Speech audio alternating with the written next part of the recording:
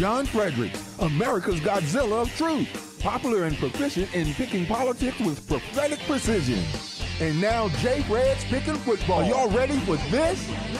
All across the airwaves and streams of the John Fredericks Media Network. When the game is on your mind and money's on the line, Godzilla Wins, your guide to picking football winners.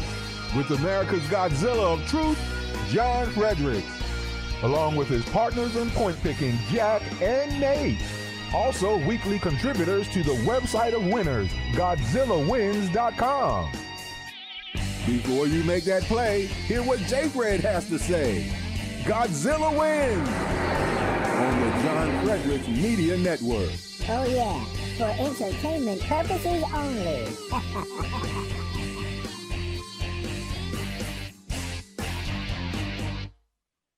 Good morning, everyone. This is Jack Fredericks here at the studio in North Carolina. My father is, if some of you may know this, he is in Qatar at the World Cup. So we are going to run the show without him today. Nate and I are going to talk for 30 minutes about our college football picks for this week, and then we'll do another hour on the NFL. Sad not to have the Godzilla of Truth here with us today, but we'll try to do our best. Also, I've been dealing with a bit of a cold lately, just that kind of Thanksgiving stuff going on. So if you hear some sniffles, I apologize. Trying to keep that under control. I should be here with my partner in picking, Nate. Nate, how you doing? Good morning. I am doing great. I am ready to talk some football. I'm ready for a big rivalry week. Which game do you want to start with? Yeah, so this is rivalry week. We've got our pick six up on GodzillaWins.com here. You can go to GodzillaWins.com and find all of our content. We've got a bunch of World Cup stuff that we've been doing, especially for Group B. We've got some previews of the Georgia game. Preview of the Ravens should be up soon for Sunday. And, of course, our pick six, which is a bunch of rivalries here. Some really good ones. This week is always fun, even if some of the games are lopsided. There's a lot of tradition and history this week. And we feel like we found 6 games with some value. I've had a pretty good week as far as the NFL goes. My handicapping is about 5-1 this week, or college football, sorry. NFL, not so much, but we'll get to that. Nate, I don't know what your record looks like just for this week, but I know you gave some good picks as well. Yeah. Are we talking about college or NFL? College yesterday. We don't want to talk about NFL. I went 1-2, so we'll just skip that. We need to talk about NFL. All right. Yeah, no, we're giving out some good college picks today. Had a decent day yesterday, yeah, because we got started a little bit early. It feels like the longest weekend of all time with Thursday, Friday, Saturday, Sunday football. But yeah, we're ready to get into it. Do we want to lead with Michigan, Ohio State, or do we want to lead with Purdue, Indiana? Yeah, we're definitely gonna keep Michigan and Ohio State for the bottom of the hour here. We'll start with Purdue at Indiana. That kickoff is at 3:30 p.m. Eastern Time on the Big Ten Network. I know all of our fans have the Big Ten Network. They have to, because we are always picking games that only air on the Big Ten Network. So if you listen to us, you have to have the Big Ten Network in order to basically watch these games that we're always trying to handicap. So we got Purdue at Indiana. I don't know what this rivalry is called. Maybe, Nate, you do. Indiana is plus 10.5. Over under here is 53.5. Nate, what do you see about this game? What do you like? Yeah, so this is the battle for the Old Oaken Bucket in Indiana between the Purdue Boilermakers and the Indiana Hoosiers. So Old Oaken Bucket. I'll say that again. Yeah, and I mean, this is just like our farewell tour for the Pick Six, right? This is pretty much our last weekend of being able to do this. After we get done with this week, it's pretty much just, conference postseason stuff, conference championships, obviously next week, and then it's going to be bowl season. So our betting coverage is going to be a little bit more irregular in terms of when we post stuff, because there's going to be games happening all the time. And we probably won't have this opportunity to pick six. So this is, picking some rivalry games and then picking our farewell to the Indiana Hoosiers, right? We have picked so many of these games. We have talked about the Hoosiers at length on this show because their defense is horrible, right? That's really just been sort of the theme of this. Jack has ridden the Hoosiers to near financial ruin, I think.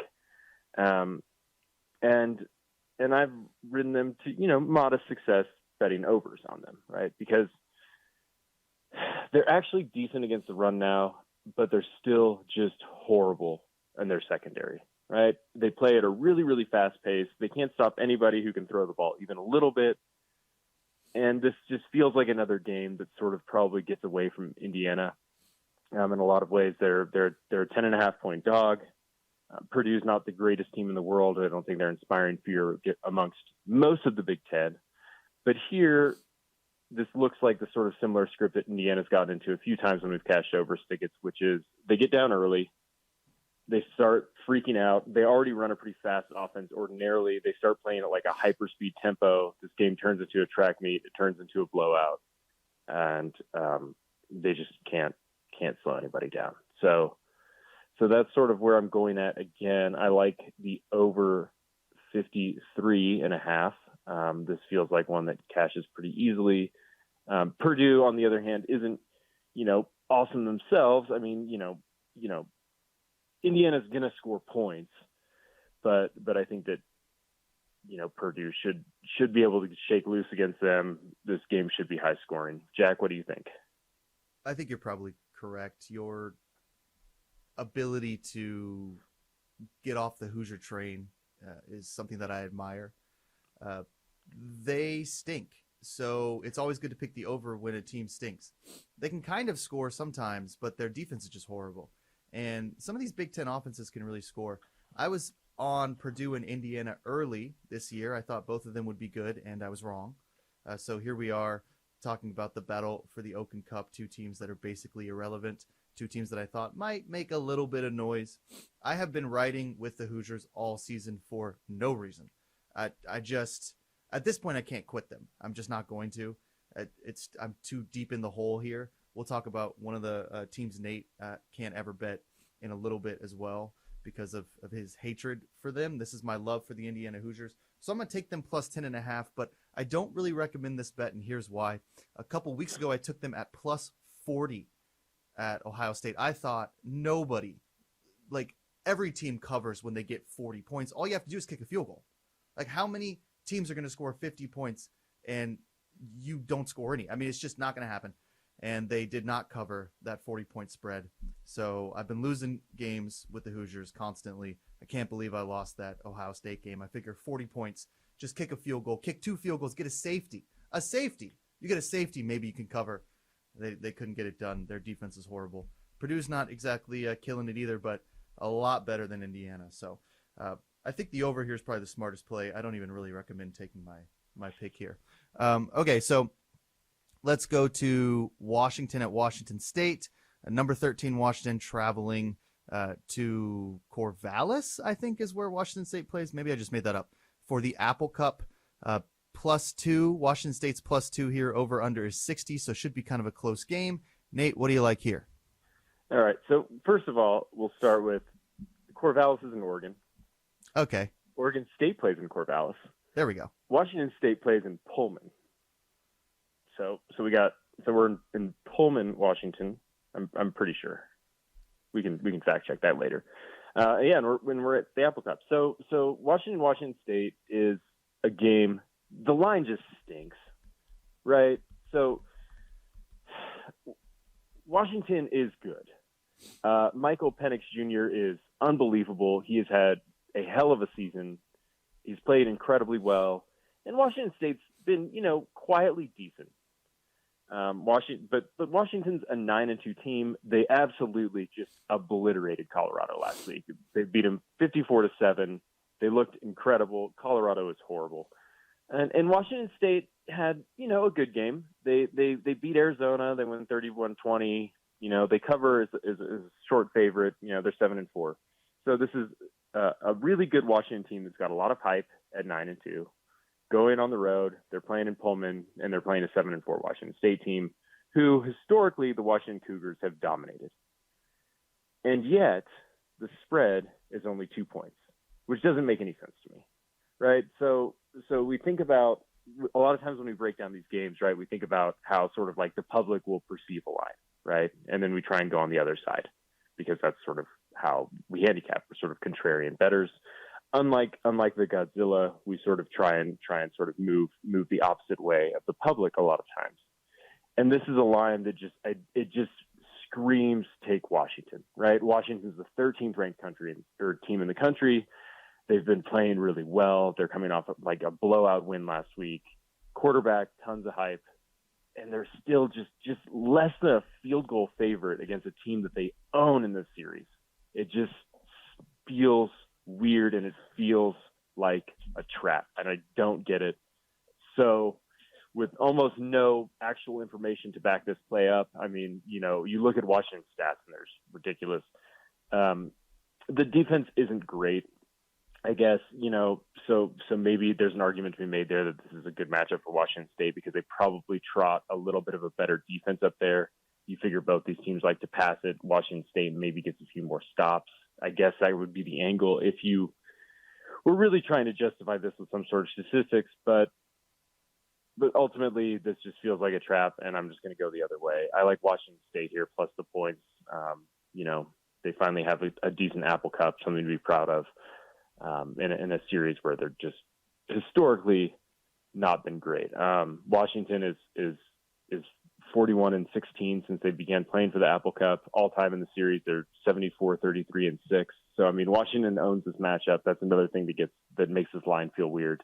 I'll zig when everyone else is zagging.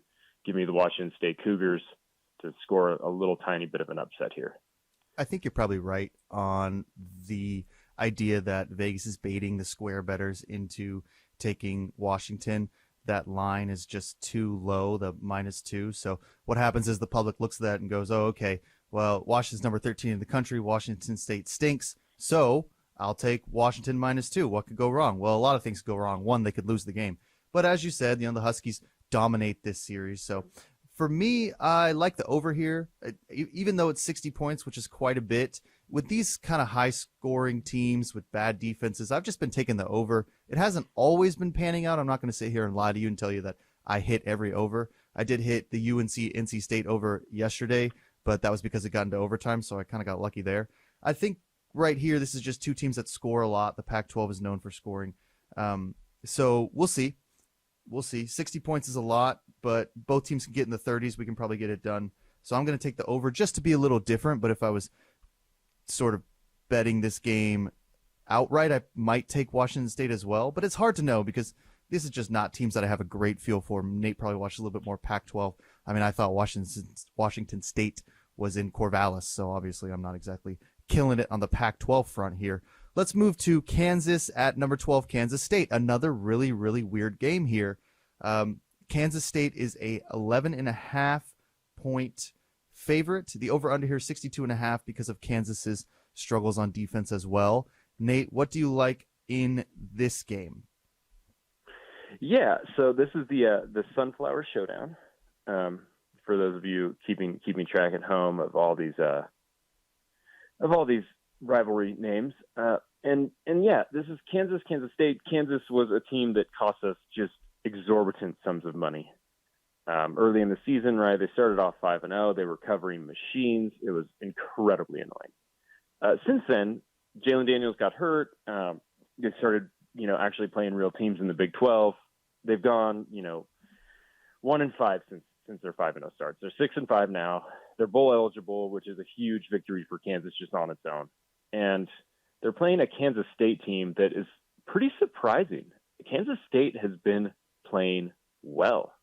And it's not just with, grinded out defense like it has been in sort of years past when we've seen sort of tricky K-State teams. This team scores too. They do everything pretty well, particularly with their backup quarterback, Will Howard, who's been playing for an injured Adrian Martinez. He's put up, an 11-2 touchdown ratio. He's played really good. Kansas just feels outmatched here. is sort of the bottom line. We've been fading Kansas all year. It felt like a fraud team early in the season. Obviously 11.5 points are, underdogs. Nobody's fooled by them now. Nobody thinks they're, as good as they were early in the season anymore. And really it's just because their defense stinks. They can't stop anybody running. They can't stop anybody, through the air. They can't stop anybody anywhere. And K-State puts a really good defensive product on the field, so they will slow down the Jayhawks. That much I feel certain of. In a game where they can get a few stops, and K-State should be able to move the ball pretty much at will against this Kansas defense. I like taking the favorite here. I like laying the points. I like laying 11.5. I just don't see how Kansas can hang in this game for very long. Jack, what do you think? Well, let's do a couple fact checking first. Number one, you have lost an incredible sum of money on Kansas, not we. Don't use the collective pronoun there. I was on Kansas early. Okay, and so the collective pronoun is me and all of my loyal readers, all right? Right, that yeah. Maybe tail my bets. Yeah, I don't know who's tailing your bets, but good luck with that.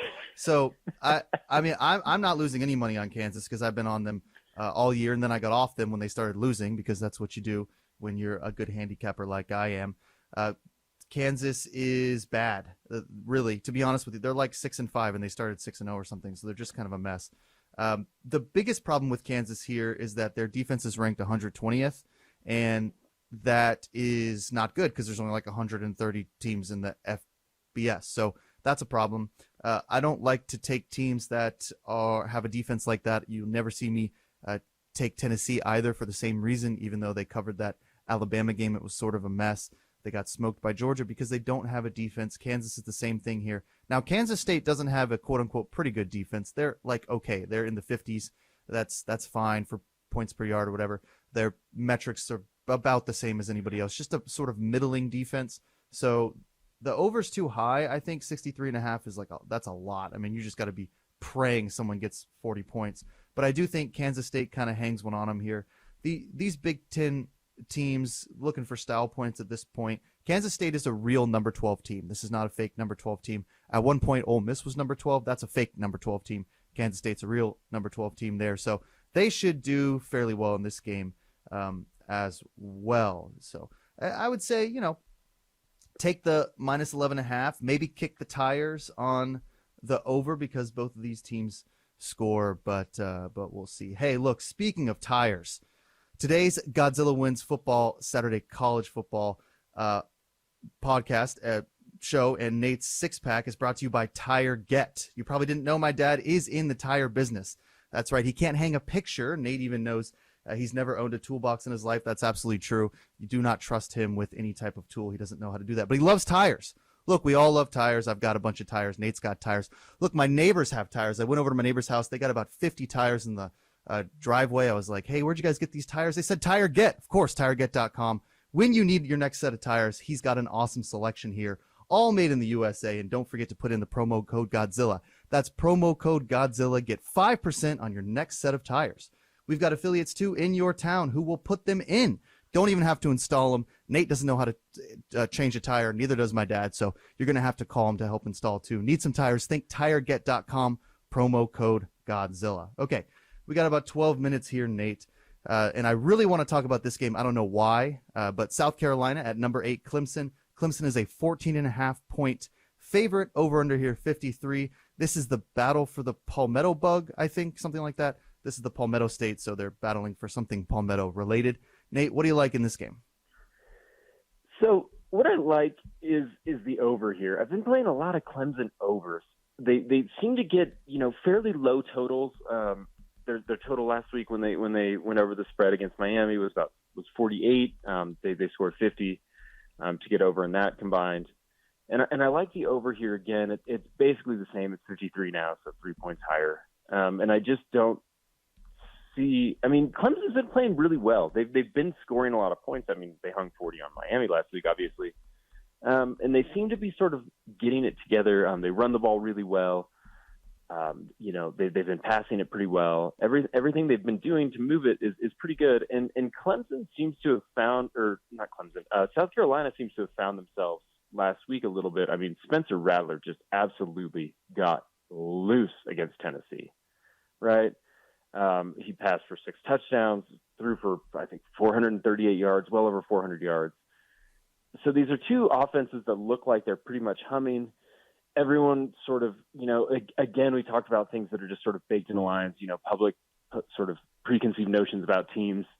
Everyone sort of thinks that Clemson trots out this elite defense, and their defense has been fine this year, but it's certainly not the elite level that Dabo Swinney has been, that people who have been watching Clemson have been accustomed to. So, they do give up points.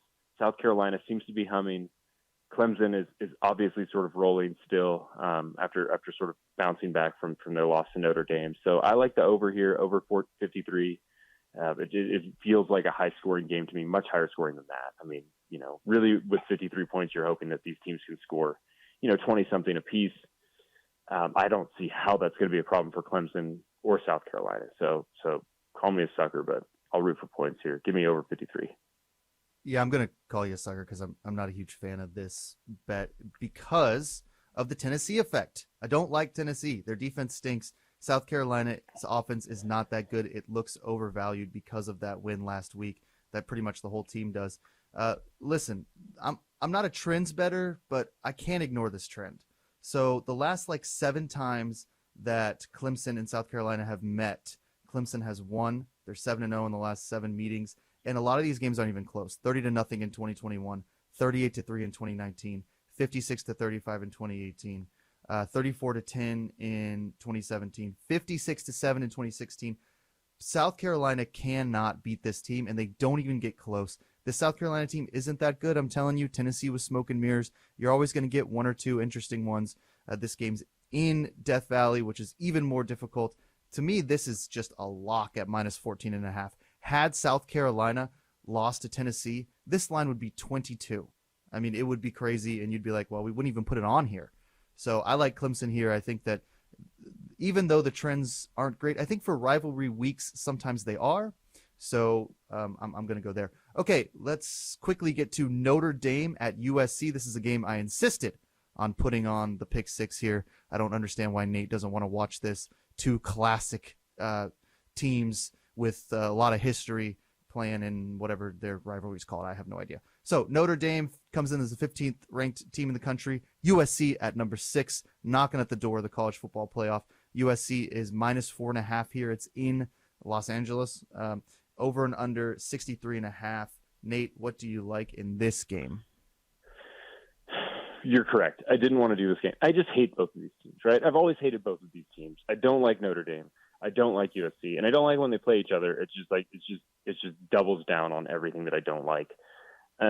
These programs have significant histories that I detest. So that being said, we did find some value here. What I like is Notre Dame. I like Notre Dame to pull the upset. The Pac-12 has all of these teams that are sort of just hanging around in the college playoff, right? They're just sort of, if everything breaks exactly right, they could maybe sneak into the 4th spot. That's sort of their sort of ceiling as far as the conference goes. It's not going to happen. USC isn't going to win today.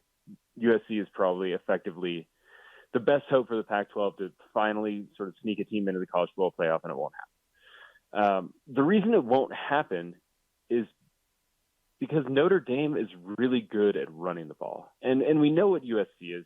Lincoln Riley does this everywhere he goes. When he came from Oklahoma, it was pretty easy to see what was going to happen. It has happened. The offense is electric in LA, right?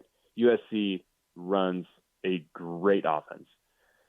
They're also horrible defensively. And Notre Dame should be able to control the ball, control the game, control the clock by just running the ball. Notre Dame isn't the flashiest offense in the world, but they are going to move it through the ground. They should be able to hang around this game. 4.5 points feels like too much for a team that's really going to be able to control it. I don't know how many stops USC can get against them. I think I just see a lot of long, sustained drives for Notre Dame. So what I like here is Notre Dame plus the points to score an upset, finally, end all these Pac-12 talks about, getting a team into the playoff and being, relevant on a national stage. What do you think, Jack? Yeah, so I don't know why you hate the Pac-12 so much and USC, Notre Dame. And I mean, come on, like this is a great game. So maybe it's not. I don't know. Notre Dame might stink. This is what I like here in this game. I'm just going to start with it and then tell you why. I like Notre Dame's team total at over 29.5. So what I like is that Notre Dame's going to score more than 28.5 points. And the reason is because, one, their offense is not anemic. They can score points. They are both offensively and defensively kind of a middle-of-the-road team, but they can get the end zone. USC doesn't mind letting teams into the end zone because their offense is so potent. So if you kind of look at some of these games the last month or so for USC, they let up 43 to Utah. Arizona, they let up 37. California, UC Berkeley, shout out to the Bears. They let up 35. They let up 45 in a win against UCLA. 45 points. They won 48 to 45. So to me, the easy pick here is they're going to let Notre Dame into the end zone, and they're going to go with their offense. So take that team total over 29.5. That's basically my favorite play of the Saturday. So make sure you tail my bet there. So, okay, last one here, Michigan at Ohio State. Biggest game of the year here for the Big Ten. This is a huge game in my household too. I've got a lot of family that lives up and around Ann Arbor. We love the Michigan Wolverines. I've got some family that went to Ohio State as well. So big Midwestern battle here, of course, one of the biggest, greatest rivalries in football. Number 3, Michigan comes in undefeated. Number 2, Ohio State comes in undefeated. Ohio State's a 7.5 favorite. 7.5. That's huge. It's a huge favorite for a game like this. Over under 56. Nate, what do you like in this game? This game feels I'm sort of starting to like backtrack on how I feel about this game. I mean, the bet's already in. We're just going to ride with it at this point. But my initial read was that I loved Michigan, right? How do you not love a team getting 8 points, 7.5 points, 8.5 points, depending on sort of where you're betting at? How do you not love this Michigan team plus a touchdown, right? I mean, it just they've been undefeated. Not many of their games have been particularly close. The offense looks incredible. Jim Harbaugh finally figured out how to beat Ohio State last year. It's the first time he's ever done it. And it feels like, now that he's sort of got the monkey off his back, so to speak, he can do it again. So I love Michigan here. I just like this team. They don't look like they should be an undefeated team, and yet they are.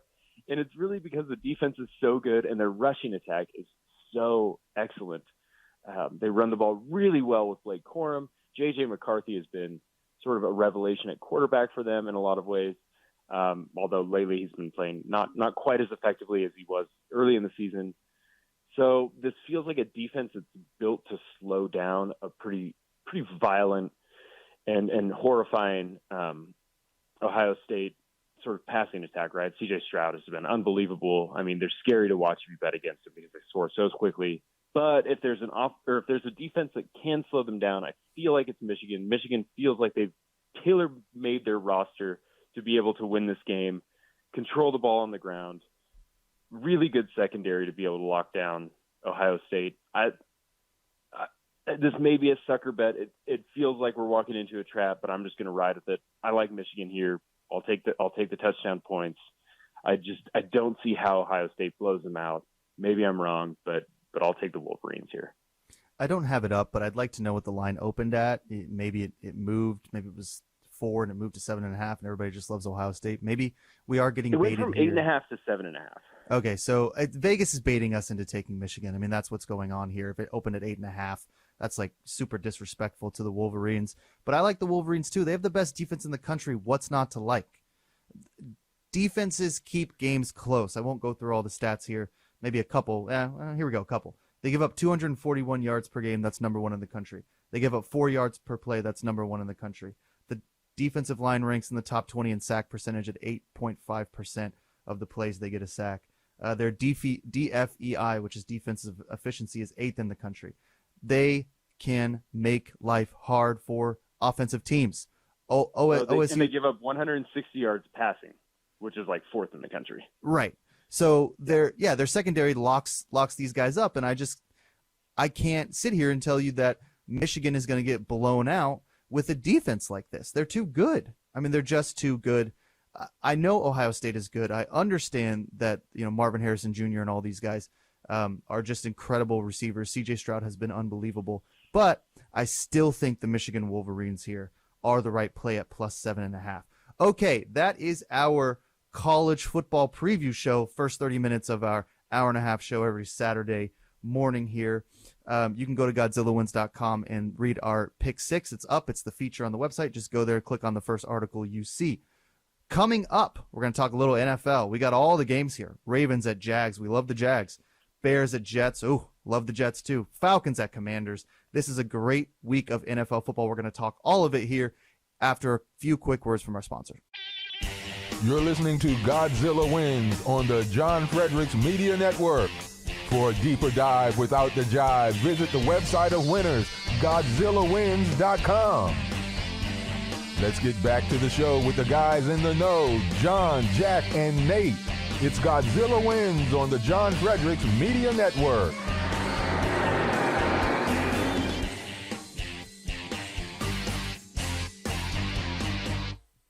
Good morning and welcome back to our NFL handicapping show here. We spend the hours of 9 to 10 Eastern time covering every single NFL game. I am your host for this week, Jack Fredericks. I'm with my co-host, Nate Perry. We are without the Godzilla of Truth, John Fredericks. He's in Qatar right now. He went to the World Cup game. So very exciting. Once-in-a-lifetime opportunity for him. I don't know the last time he's seen a soccer match, but I'm sure he could appreciate the 0-0 USA tie. That was a really fun game. Nate, I have to tell you, I'm sitting here in this studio, and my father what he's done is he's nailed 4 dry erase boards to the wall. So while he's on the radio, he stares at some stuff that he's written, and some of it seems to be useful. Some of it seems to be not so useful. The thing right in front of the camera says, "John, did you sell anything today, or sit on your fat?" And you can finish the rest of that sentence there. So that's what he's written on the board. That's what's staring me in the face right now. I'd love for him to sell some stuff. He sells a lot of tires at TireGet.com. He's in the tire business. If there's one thing he knows how to sell, it is tires. TireGet's all over these dry erase boards as well. So a lot of fun there. Let's see here.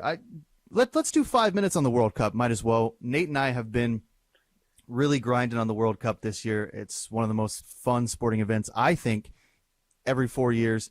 Really a lot of fun. Nate, I know the games are going on for Group C. What are we looking at for some of these games that maybe haven't happened yet? I know I'm kind of throwing you on the spot here. Yeah. No, I mean, that's fine. I'm ready for it because we are just junkies for the World Cup, right? I was talking to a buddy about this the other day. I was like, every year the World Cup comes up, and I'm like, maybe I'll bet like a little bit of it, and just, have a little action. It'll be maybe a little bit of fun. And then it actually comes around, and then pretty soon I'm betting every game. I'm waking up at 2 a.m. to watch these games, just lonely by myself, alone in my apartment, just firing up the computer, laying in bed, just watching, just grinding, Tunisia, Australia, or whatever. I'm just locked in. Australia won that game, right? They did. They won 1-0. Right. So we've been loving it. The only play that I kind of like for today, that's coming up. It's coming up in about 2 hours. It'll be 11 a.m. East Coast time, 8 a.m. West Coast. Is I like Denmark here, minus half a goal. I've been a pretty huge fan of this Danish side. Half a goal just doesn't seem like that much to cover here. So that's sort of where I'm at. In this one, France was pretty underwhelming in their first game. I didn't love it. So I'll take the small underdog Denmark here, getting half a goal. That's pretty much the only one that I'd recommend today. Argentina Mexico just feels too weird later. Who knows what Argentina is going to look like? They looked horrible in their first game.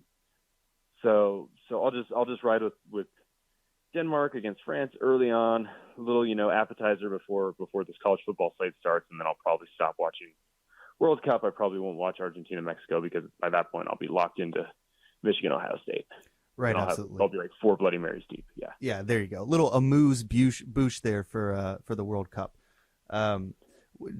If for those of you who don't know, Nate's on the West Coast. So what happens because these games are in Qatar is the first World Cup game starts at 2 a.m. Eastern time. It starts at 5 a.m., which is a little bit more doable if you're a sicko like we are. But 2 a.m. is tough. So a lot of times Nate has to. We have a friend who works as a bartender. We've got a couple friends who work as bartenders in some late night spots. So I think sometimes he wanders over there about 2 a.m.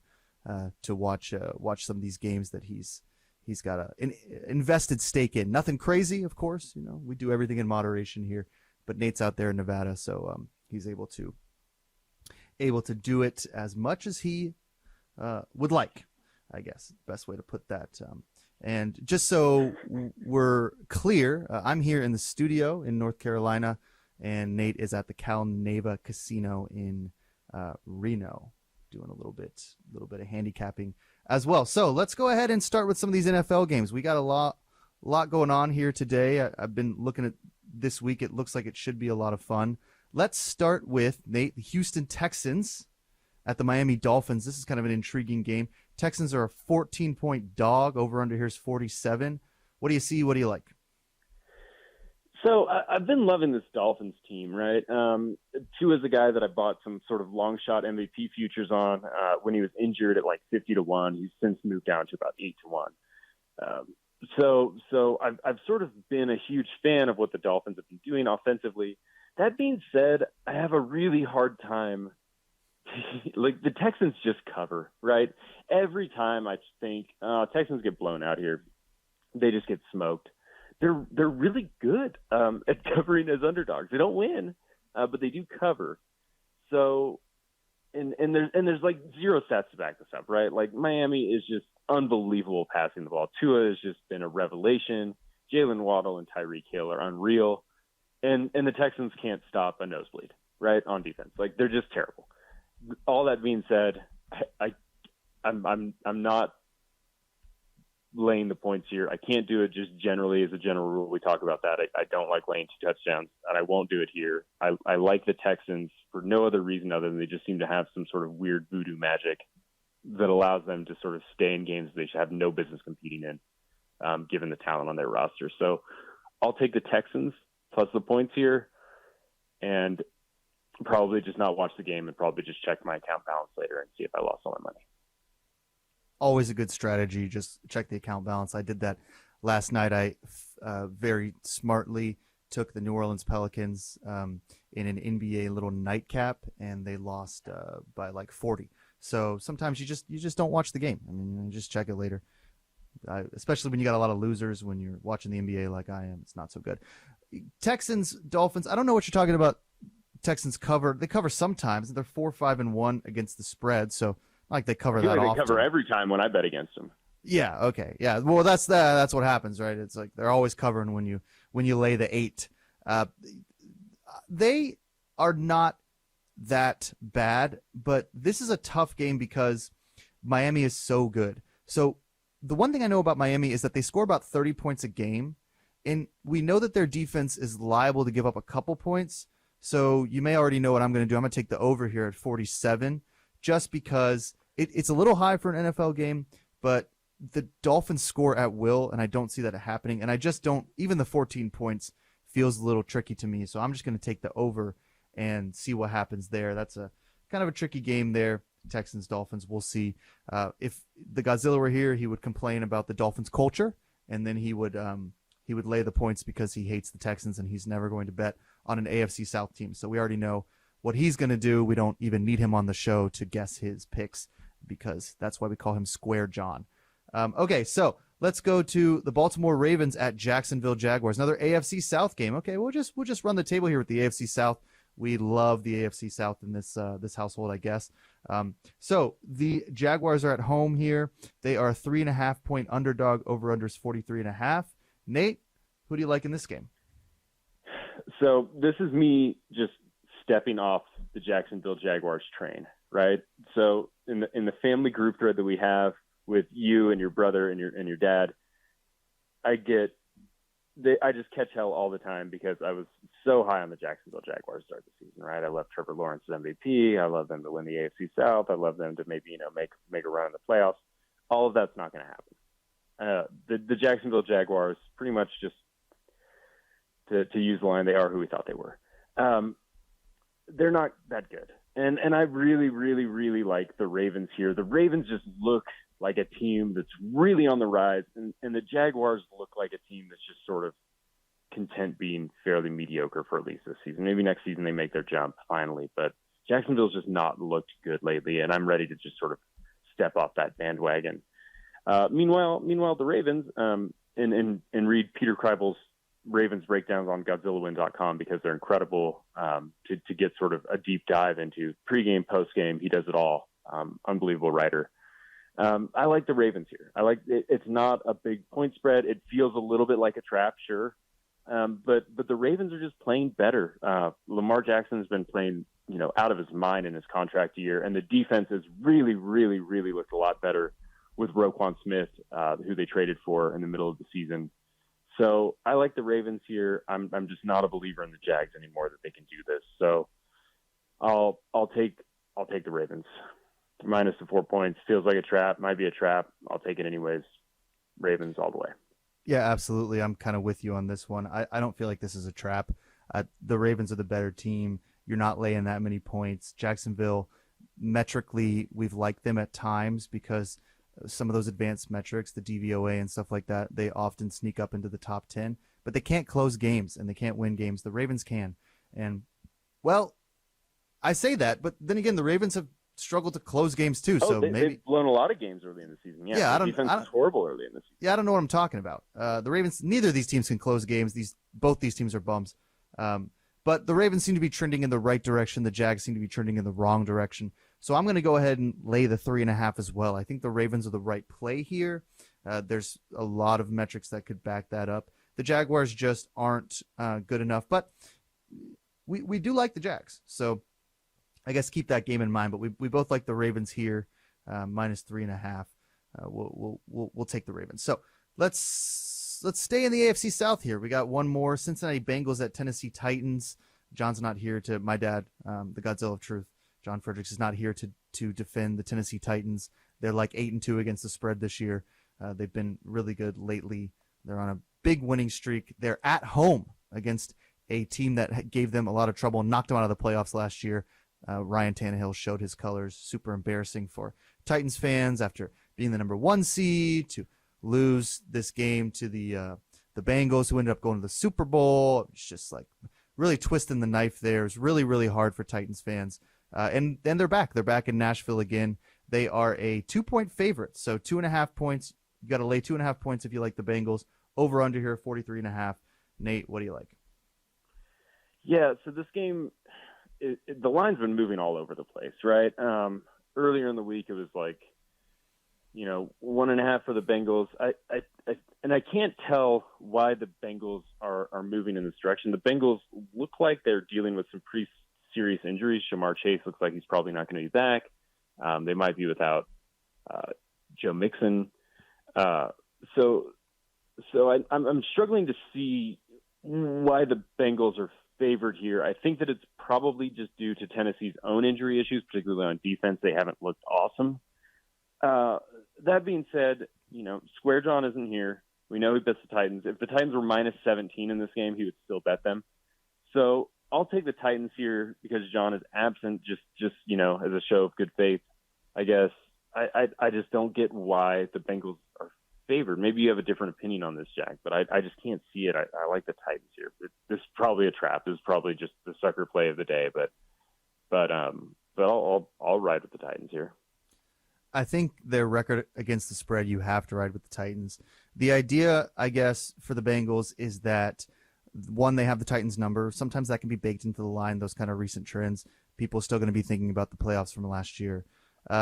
Two, maybe it's just a bad matchup because the problem with the Titans is that even though the defensive line is pretty good, the Bengals don't necessarily want to run the ball. They kind of do. Like Joe Mixon gets in there and they'll try to establish the run. They're not going to be able to do that against Tennessee, but can Tennessee's secondary hold up against this electric offense. Even without Jamar Chase, Joe Burrow can throw the ball. We all know that. It's just a matter of if they can get pressure on him and keep them out of the end zone. And you just got to hope that Derrick Henry continues doing what Derrick Henry's been doing. But it's a weird line, and it feels like they're baiting us into taking the Titans, and maybe this game's just a blowout and Vegas sees something that we don't see. But I'm inclined to agree with you as well. It doesn't make for a great show when we just keep agreeing with each other, but how do you not like the Titans here? They're like in first place in the AFC South, and they're winning a ton of games. They're beating everybody, and they're a 2.5-point dog at home. That's just crazy. So we both like the Titans there. Okay, let's go to another game I'm really interested in. Two teams I absolutely love for no reason. Chicago Bears going to the Meadowlands to play the Jets, New York Jets. Jets are -6 after a pitiful showing last week, but Nate can maybe talk about how this line moved a little bit. Over under 38.5. That's a low total. Nate, what do you like here in the Bears-Jets game? Yeah, so this game is wild, right? And I've been staring at this line since before the games last Sunday. The Jets were -3.5 before they played their game, and before and right after Justin Fields got hurt, but before the Jets sort of just imploded, sort of organizationally. I don't know what to make of this, right? So the Jets were -3.5. Justin Fields gets hurt, it gets pushed to 4.5. It gets pushed to 6. It kind of hovered at 6 for a while. Jets -6. Then it dropped back down to 4.5 when it seemed like Fields was going to play, and then they downgrade Zach Wilson. They won't commit to him. It seems like Mike White is almost certainly going to play at this point because Zach Wilson has sucked and takes zero, responsibility for their offense being horrible. So it seems like they're going to play their backup Mike White and bench Zach Wilson for a variety of reasons. And then the line moves back to -6, which indicates to me that Zach Wilson is actually worth a negative points in the spread, right? So we have Mike White, who's basically like never really played meaningful snaps in the NFL, and he's been basically a career backup for like 4 years. He graduated he left Western Kentucky in like 2017. He's basically just rode the pine everywhere he's gone, clipboard guy. And the sportsbooks looked at this and were like, oh, Zach Wilson's not playing. Actually, the Jets are better now. They're actually improving because Zach Wilson is not going to be on the field.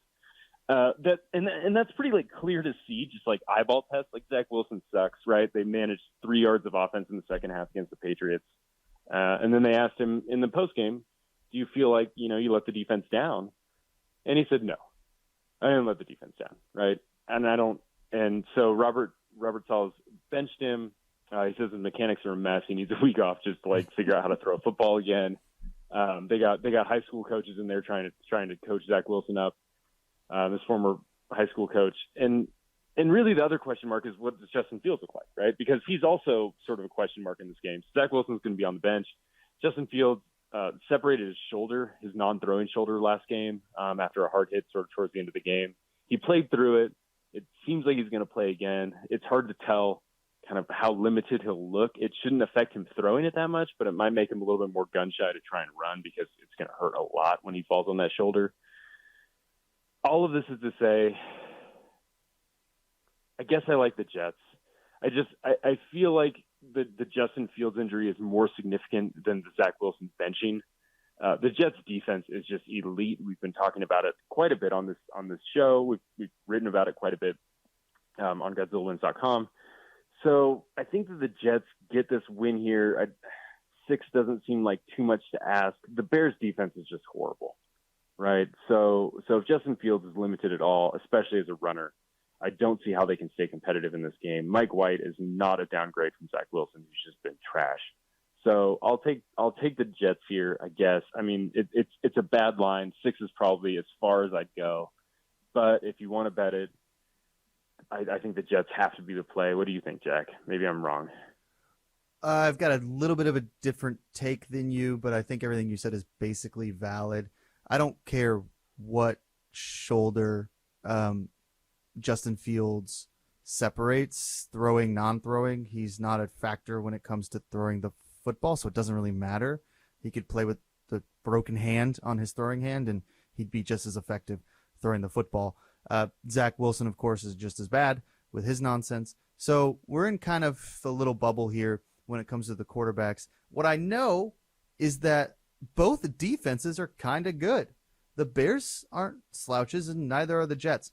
And I'm going to ride the under with the Jets until they can figure out how to score points. Maybe Mike White comes in here, gives them a spark. They put up 30, and I get my over blown, or my under. But I love the under here at 38.5. It's a little low, but it's not that low.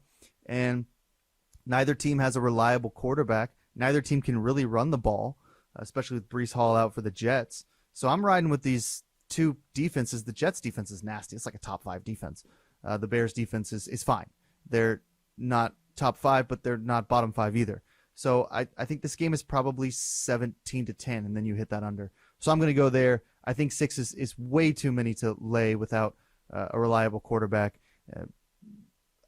I don't know. I mean, the Bears are not a bad play either, but I like the under there. So, okay, let's go to the Atlanta Falcons at the Washington Commanders. This is a really interesting game. I've been on the Commanders a couple weeks now since they beat the Eagles. I predicted that. So, Commanders are -4. This is in DC. Over under here is 40.5. Nate, what do you like about this game here? What do you think? This is another game where we really loved the team early in the season, right? We really loved the Falcons early in the season. We were all in on them, being competitive in the NFC South. And theoretically, they still are, sort of in the running to win the NFC South. But they just don't feel like the team that we fell in love with, right? The defense is just a complete liability at this point. It's hard to watch Falcons games because, as you very, eloquently put it, the only thing that I can count on this Atlanta Falcons defense to do is watch the other team celebrate in the end zone, right? And that feels true. They barely beat the Bears last week. They had lost 2 straight coming into that game. They can't. The Panthers seem to have their number, which is just super annoying. They barely edged in one game and then lost to them a couple weeks ago. I just can't believe in this Falcons team anymore. And I love the Commanders. I think they are hilarious. I think that Tyler Heineke is hilariously good at quarterback. They got him to back up Carson Wentz, and Carson Wentz is trash. And Taylor Heineke's like pretty good. He's got a weird against the spread record too. Since last November, because he's just sort of plays sporadically, right? He's 10-2-1 against the spread, which is ridiculous. So I guess I just like the Commanders here, and it feels ridiculous because usually I hate the Commanders. I hate every NFC East team in the same way that John hates AFC South teams. But I'll take the Commanders here. And the other thing that I guess we need to talk about with the Falcons too is that Kyle Pitts is hurt, right? He's done for the season, and he changes the offense for the Falcons. The Falcons were only good offensively because they were able to utilize Pitts pretty well, and they were able to sort of combine him with Cordarrelle Patterson. I think that the Falcons just become way too one-dimensional without having Pitts in the passing game. So I like the Commanders here. Commanders keep rolling. They've been playing sort of sneaky good lately. If it's that sneaky, I mean, beating the Eagles isn't that sneaky, but I'll roll with the Commanders here minus the 4 points. The thing with Kyle Pitts is that they actually haven't utilized him very well at all this year. But I think, Nate, what you're getting at is that he just changes the way a defense plays because he's such a threat. If they had a quarterback who could throw over the middle or who could throw at all, Pitts would probably be a little bit more utilized. What they end up doing is using him as a run blocker, which, of course, Arthur Smith, who engineered some of those Titans offenses that were run heavy back in the early days of Derrick Henry, he likes to run the ball. He likes to control the clock that way. That's his offensive scheme. And it was weird that they took Pitts in the first round if they weren't going to use him. But I think at some point they're just waiting for a quarterback who can throw, in which case maybe they'll start using him again. I do agree with you. Without Pitts, it makes the offense one-dimensional. They don't have a receiver. Mariota can run a little bit. But this Falcons team they were a lot of fun early in the year. They're just not anymore. They're not fun. As a fan of the Falcons, this has not been a fun team to watch, basically just backslide into the team that we thought they were going to be. And a lot of it has to do with the defensive play. DVOA, they're ranked at the very bottom defensively. Their secondary is a mess, just kind of stinks. So they just give up too many points. And I like Heineke. I like the Commanders. Washington's a pretty good team here. I think that they might actually be one of the better teams in the NFC East. The problem with the NFC East is that their strength of schedule is weak. They get to play they get to play the AFC South, I believe. Nate, correct me if I'm wrong. The NFC South. Mm-hmm. So those are it's like 8 games with teams that kind of stink. So it's really hard to know if the Eagles are any good or the Giants are any good. I think the Cowboys are probably for real, and I think the Commanders might be for real. I think they may run off a couple here. It's got to start with the Falcons. I love the Falcons, but I'm not taking them in this game. -4 is a fine point spread to lay. If it was -3, I'd be hammering it. The Redskins all the way in this one. I think that's a pretty easy bet. Okay, let's hit one more here before we go to break at 9:30. So very quickly, let's do the Broncos at the Panthers. Wow. Broncos at Panthers. Broncos are -1 in Carolina. What a spread there. I didn't even realize that. Sad state of affairs for Russell Wilson. Over under 36 because none of these teams can score. What do you think, Nate? I think that neither of these teams probably score. I think the under is probably a good play, but because I just don't know how they can. The Panthers are turning to Sam Darnold this week because Baker Mayfield came back last week and was horrible, threw 2 interceptions in the fourth quarter, and assured that he will never probably play again this season. Panthers have a bye next week, so P.J. Walker should be back after that, and they'll sort of end this carousel. But they're just trying out all the quarterbacks on the roster this season. And I kind of like the Panthers here. They've been like sneaky good since they fired Matt Rule, which we talked about kind of at length early in the season. I'll ride with the Panthers here. I'm just not a believer in the Broncos. This line just feels really weird because the Broncos defense is elite. But I'll take the Panthers here. I don't know why. They just do something that makes me sort of like them now. Yeah, well, they seem to keep games close enough. They covered that Ravens game last week in an ugly loss, but they can't score. Neither can the Broncos. The stat that's been going around that everybody loves with the Broncos is if they scored 18 points per game, 18 points per game, they'd be 8-1 or 9-1, something like that. Their defense is so nasty. They have the best defense in the country, in the NFL, and the worst offense in terms of scoring. They just can't get into the end zone. Russell Wilson is a mess. So you take the under here. I mean, you take the under with the Broncos all year long until it stops hitting. They can't score, and they don't let anyone in the end zone. I don't care if you could set the under at 20. I'd take it. This game's going to be 9-7, just like that Jets game. This is, to me, an easy underplay. Broncos, Panthers. If you really want to take the spread, take the Panthers. There's nothing wrong with 2 teams that are a dumpster fire. Take the team that seems to be a little less of a dumpster fire. That's the Panthers. Okay, so we're gonna go to break here in a minute. Coming up, we're gonna play. We're gonna talk about the Bucks and the Browns, Chargers, Cardinals, Saints, Niners. We got the Packers and the Eagles. All coming up after a quick word from our sponsors here. Not sure about the over-under or how many points to lay? Let Godzilla lead the way. You're listening to the radio show for winners, Godzilla Wins, exclusive on the John Fredericks Media Network. For entertainment purposes only.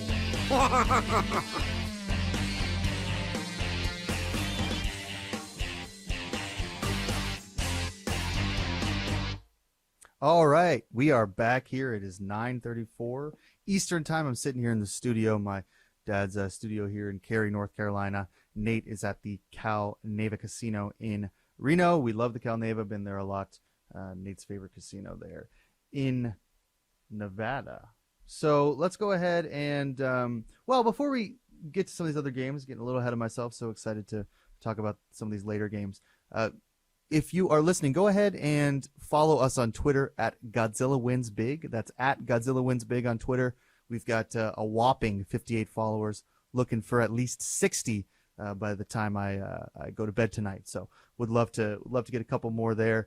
Godzilla at Godzilla Wins Big on Twitter, and also go to GodzillaWins.com. You can find all of our coverage here. Nate mentioned Peter's Ravens coverage. That's called Flying with the Flock. That's on there as well. We've got Behind the Hedges, which is some UGA coverage.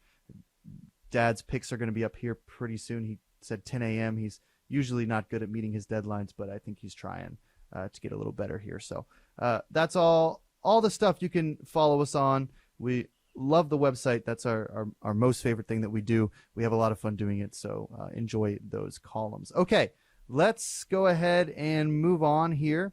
I teased the Buccaneers at Browns. I don't know why I did that, but here we are. So I guess we'll start with the game I teased. The Bucs travel to Cleveland. Cleveland is a 3.5-point dog at home, over under 42. Nate, who do you like in this game? I like the Buccaneers here. I bet the Buccaneers last week, kind of like looking ahead to this, thinking like, 3.5, like that line will move. And then it didn't move at all, right? And now I'm stuck holding this ticket, and I don't love it anymore, but, we just commit to it now. The reality is the Browns aren't good. They beat the Bengals. That was fun. But they haven't won a lot of games other than that. And that's sort of the game that we're all thinking about because that was sort of a primetime game. And the Buccaneers are slowly, steadily sort of improving, right? They're coming out of a bye. Tom Brady seems to sort of be pulling this offense together a little bit, which is what you expect him to do because he's 70 years old, so he has quite a bit of experience, getting teams in shape. And really, the Browns probably – this is sort of a situational spot because I feel like the Browns are probably just kind of looking forward to next week when Deshaun Watson finally comes back. This is, Jacoby Brissett's last game as a starter. And then we'll see what Deshaun Watson can do with this team.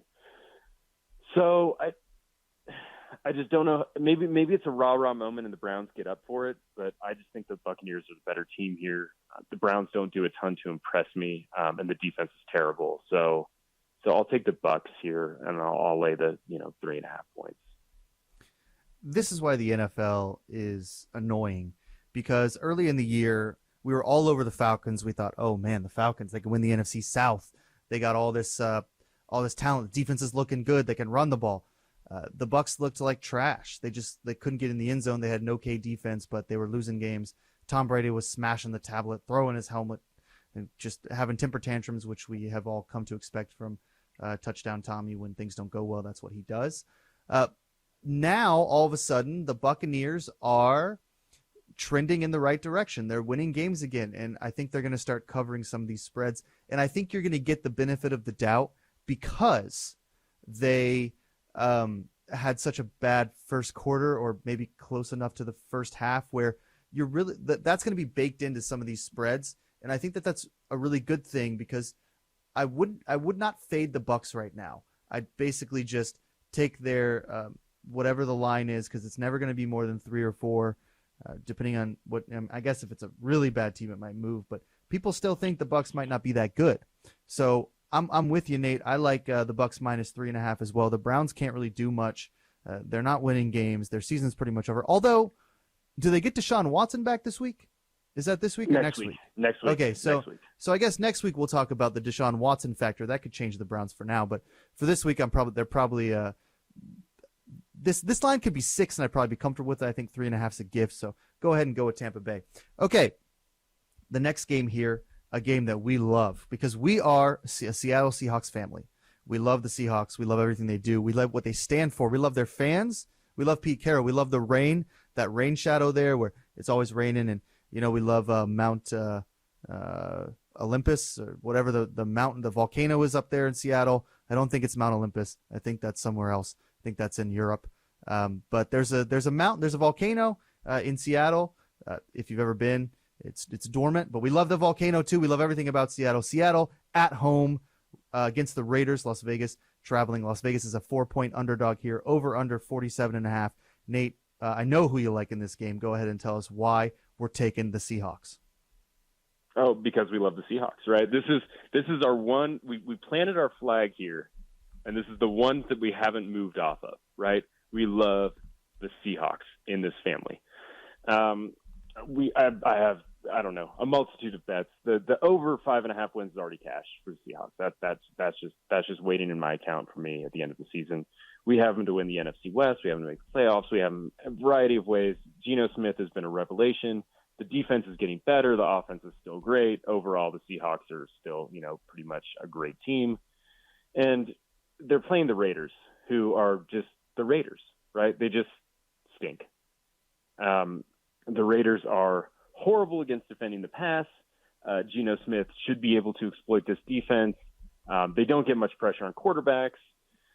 And like ultimately, like this just feels like a Raiders team that's just severely dysfunctional, right? I mean, Josh McDaniels has been bad as a coach. He's sort of in the running for, getting fired in his first year along with Nathaniel Hackett at Denver. So I think the Seahawks are good. 3.5 points doesn't scare me, particularly against the Raiders. I'm just going to ride with Seattle forever. So you already knew what I was going to do. Now I'm just telling you why, because I just love Seattle. Yeah, so a little fact checking here. Mount Rainier is the mountain over there in Seattle. I don't know if it's a volcano. I kind of thought there was a volcano in Seattle, but I could be wrong. I'm often wrong about things like this. Back to the Seahawks. Yes, we love the Seahawks. So the problem with Josh McDaniels down there in Las Vegas, is they can't fire him because they're cash poor. That's the reports that are coming out. Everybody loves firing Josh McDaniels. This is going to become a national pastime. Every team is going to hire him and fire him within a year. It's going to be just one of our Thanksgiving traditions. Oh, Josh McDaniels got fired again. That's just what he does. The guy can't coach a team. He's not a head coach. He's an offensive coordinator. People need to understand that. But the Raiders are stuck with him because they don't have any cash. So they can't buy him out, which is like a classic Raiders problem. Can't fire your coach. Texas A&M could fire their coach. They owe him like $400 million, and they could fire Jimbo tomorrow. The Raiders are still paying, John Gruden. So, I mean, it's just what a mess. What a mess here. So I love the Seahawks -4. Geno Smith is one of the most accurate quarterbacks in the country right now. This is a game that I think ends in a blowout. The Seahawks had a week off, so they had a lot more practice. Nate loves when quarterbacks get a little bit more reps. They drop back, they throw a couple screen passes in practice and suit up on Wednesday. It's really, really good for Nate. He loves the practice. So we both like the Seahawks -4. Incredible opportunity here to make some money. This is probably a blowout. Vegas is going to have to warm up the bus early here in this one. Speaking of warming up the bus, today's Godzilla Wins Football Sunday show brought to you by Tire Get. You can't go anywhere without tires. You might have a bus, but you need tires. So you probably didn't know my dad is in the tire business. That's right. Can't hang a picture. We already talked about that earlier. Doesn't own a toolbox. The guy is not very smart when it comes to this kind of stuff, but he's in the tire business. He loves tires. So what I need you to do, I need you to go to tireget.com when you need a next set of tires. Look, I was just on there yesterday, a little Black Friday sale. Had some great deals. Go on to tireget.com. I think those sales are still going on. It's got an awesome selection of tires, all made in the USA. Don't forget to put in the promo code Godzilla. Can't get the discount without the promo code. That's promo code Godzilla. Get 5% on your next set of tires. We've got affiliates too in your town. So when you're like Dad and you have a flat and you can't change it because you don't know how, you can call TireGet and they'll put in those new tires for you. Don't know if they'll change one on the side of the road for you, but I do know that they can get those tires on when you need a brand new set. We all need new tires. We love tires. This is a tire family. Nate loves them too. I know we were just talking about it earlier, just how much we love tires. I think I'm going to send him a couple for Christmas. That's my Christmas gift to him. A couple tires from Tire Get. Okay, let's go ahead and go to Los Angeles Chargers at the Arizona Cardinals. Oh, my dad's favorite team, the Arizona Cardinals. I'm going to get him some Cardinals stuff for Christmas, a shirt, a hat, one that just says culture written on the front here. The Cardinals are a 2.5-point underdog at home against the Chargers, over under 48.5. Nate, who do you like in this one? I don't know. This is a tricky game. I mean, it feels like Kyler Murray's coming back, right? The reports are that he's, looking quote unquote sharp in practice. So I guess we get Kyler Murray back. The line has been all over the place. It opened with the Chargers -4.5. They're -2.5 now, which I'm not really understanding with Kyler Murray back. Like, I understand the 4.5 if we get, Trace McSorley or Colt McCoy, but Kyler's should be better. But Vegas is doing that thing again, where it's like the starter is there and he seems to be like actually detrimental to the spread, which I'm not understanding. Some of this may be due to the Chargers have a variety of injuries all over the field. They have basically no healthy wide receivers. Defensive line is just a mess. The Chargers just can't get healthy this year. They've been dealing with this all season. I guess I like the Cardinals with Kyler Murray back. Cliff Kingsbury is still good as an underdog. He's horrible as a favorite, but he still covers as an underdog. Do I recommend you put your hard-earned dollars on a Chargers-Cardinals game that means basically nothing to anyone? No. If I was forced to play it, I think the Cardinals are probably the play just because I don't know who's going to be showing up for the Chargers at all. But, Cardinals, but I don't love them. I am rooting for the Cardinals' demise so that Cliff Kingsbury gets fired, and when Lane Kiffin leaves Ole Miss for Auburn, which is going to happen in the next couple of days, despite his little temper tantrums at the podium telling people he's not going to leave, blah, blah, blah. We all know Lane's going to Auburn.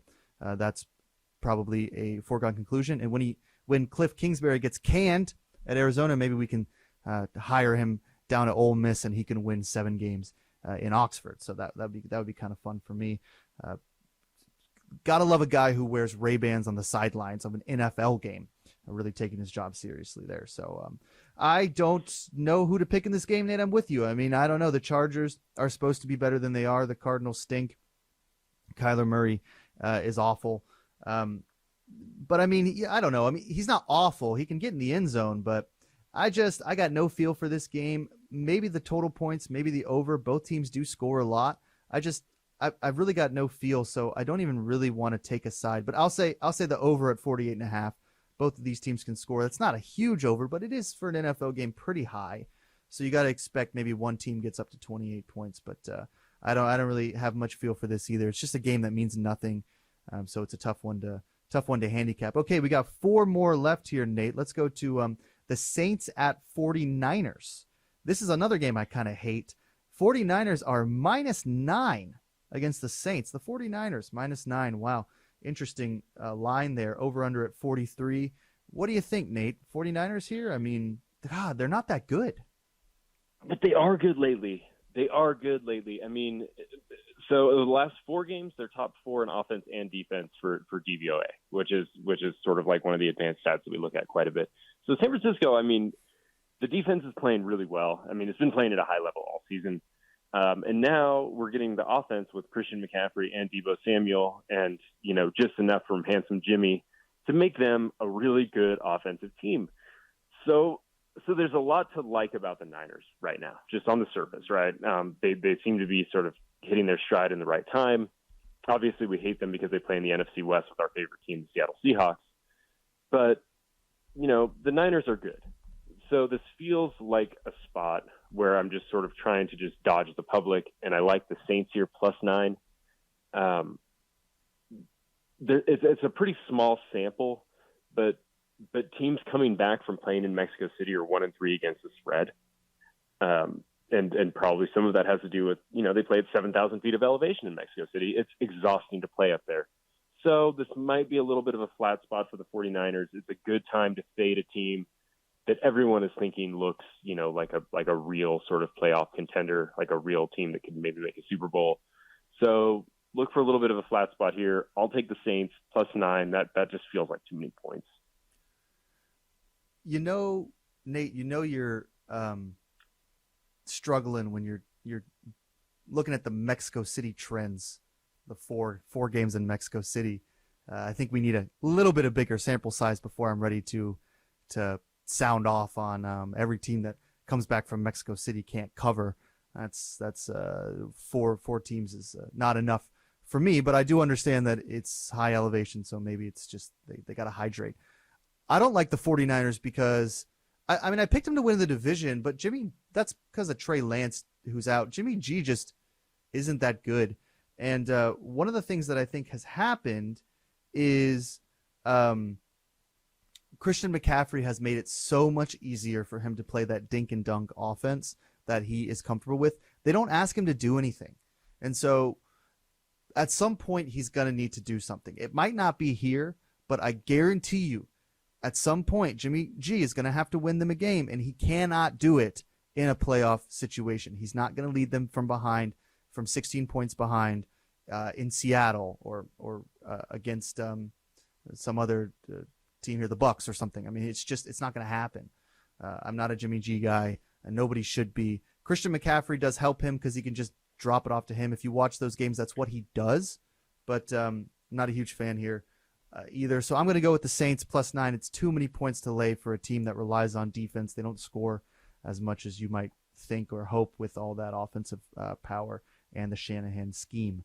Okay, let's go ahead and go to, we got 9 minutes and 3 games, so we're fine, but let's do the Rams-Chiefs. Nate, I haven't seen a line like this in a long time. Chiefs -15.5. I mean, what happened to the Rams? -15, that's a college spread, Nate. Over under here, 41.5.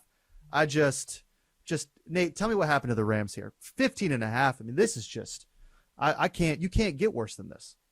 Yeah, I mean, this is exactly how we drew it up, right? When we were looking at the schedule, we thought, oh, yeah, the Chiefs will be over 2 touchdown favorites against the defending Super Bowl champion Rams. Yeah. At this point in the season. I mean, the Rams are just a disaster right now. I mean, this really just speaks to – it's not even speaking to how good the Chiefs have been. They've been excellent. Patrick Mahomes is, having what looks to be another MVP season. But the Rams are just a mess. They're 3-7, right? So they're playing for basically nothing. They're pretty much out of playoff contention. Their best player on offense, Cooper Kupp, is injured and out for the rest of the season. Matt Stafford has, got some sort of concussion injury with lingering side effects, sort of neck issues, concussion issues. He's out for the indefinite future. So the Rams are just in free fall right now. And all of this could be great for the Rams, their sort of tanking season, if they had a first-round pick next year, but they don't have that either.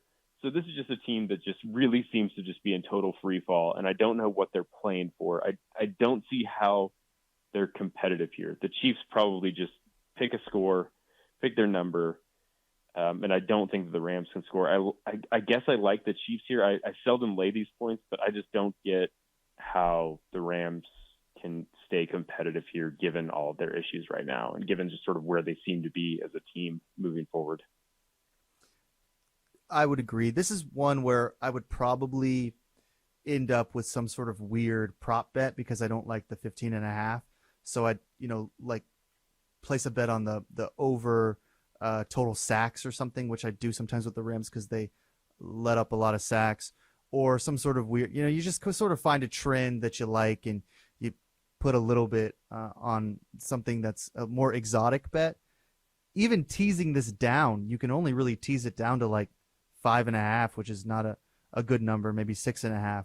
And you'd have to tease it with another team, like maybe the 49ers or something that we're not very confident about.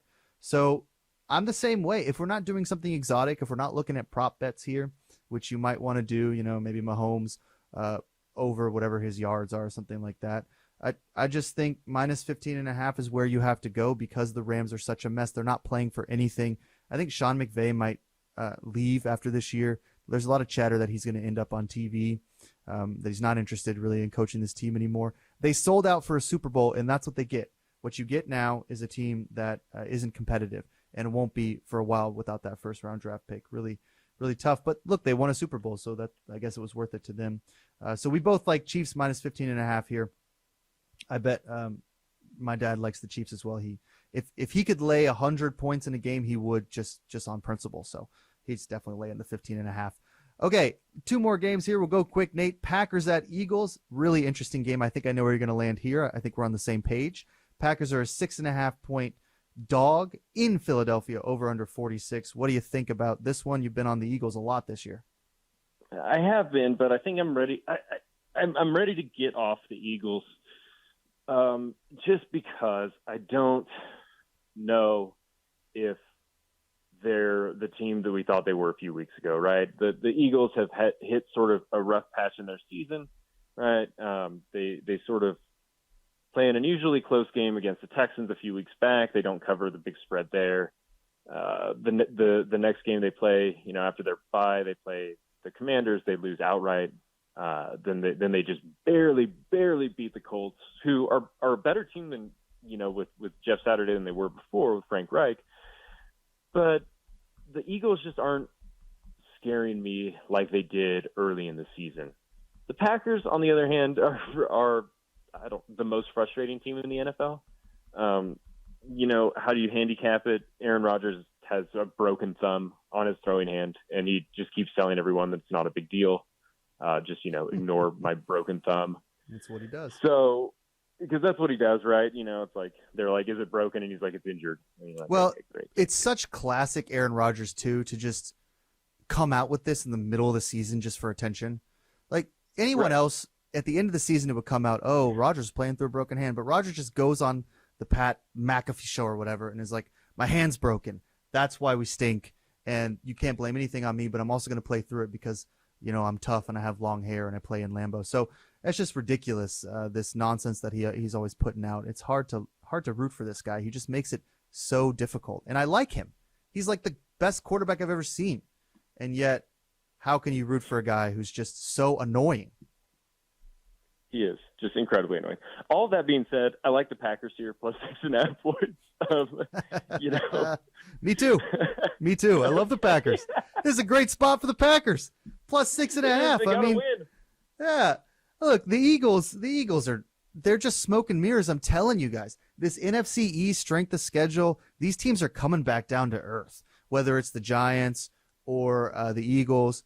I don't know about the Cowboys. I think they might be for real, but I'm telling you, man, I think the Cowboys are for real. I don't think the Eagles are for real. I think they might lose this game outright. I wouldn't be shocked if the Packers just won. They're only plus 245 on the money line. That means Vegas thinks they can win even with the 6.5 point spread. So I don't even want the points. Book it right now. Pound it. Plus 245. Give me the money line. I'm fading the Eagles all year long from now on. So there we go. There's that. We hate Aaron Rodgers, yet we can't get off the Packers here. It's just our problem, not yours. So Pittsburgh Steelers at Indianapolis Colts. Here's a Monday night game for you. Pittsburgh's plus 2.5. This is a big one. Got Jeff Saturday, Indy. You know, they looked pretty good last week. They're cooking. Pittsburgh Steelers looking good. Got TJ Watt back. This would be a great game here on Monday night. Steelers are 2.5 point dogs here, over under 39. Nate, what do you like in this game? We got about 3 minutes. Yeah, so I like the Steelers recently. These are two teams. Basically, it's a weird Monday night game because a month ago this would have just been trash, right? Like you might have just watched college basketball or something. But these are two teams that are suddenly sort of interesting to me. And they're two teams that seem to be improving really quickly in the middle of the season, which doesn't happen often. So, and I like the Steelers here because we've talked sort of at length, especially in our writing, in our columns, about how much better the Steelers are on defense with TJ Watt. And he just sort of makes the whole team better. It just seems to just take the pressure off everyone. Pickett is playing better. And we don't need to talk about Mike Tomlin's an underdog at this point. It's just every time we do it, you know, the trends just type Mike Tomlin covered as underdog, and you'll see like 877 trends that point out how good he is as an underdog, basically on any spread. So I'll take the Steelers here. I like them plus the points. The Colts have looked better, but I'm still not like a true believer in this team yet after just 2 games. So I'll take the Steelers. They have a more proven track record, in my opinion. So Steelers. I'm with you here. I like the Steelers too. I don't hate the Colts. I love the Colts, actually. They're one of my favorite teams to watch. They're just a lot of fun, even though they're underachieving. I love Matty Ice. My issue here is that the Steelers, Tomlin covers these games. The Steelers are probably a better prepared team for this game. You catch 2.5 points. It's going to be close. The Colts are not. They don't blow anyone out. They're either going to lose or they're going to win by a point. They're not going to. That's just what they do. So I like the Steelers here. TJ Watt's an absolute monster. He's a leader. He transforms this team. I don't care who's throwing the ball for Pittsburgh. This is a team that can win a couple games here near the end of the season. So stay on the Steelers here. Nate likes the Steelers. I like the Steelers. Don't forget to follow us at Twitter at Godzilla Wins Big. You can follow us there. Thank you for joining us. The Godzilla should be back next week, my dad. Otherwise, we will see you next week. This is out.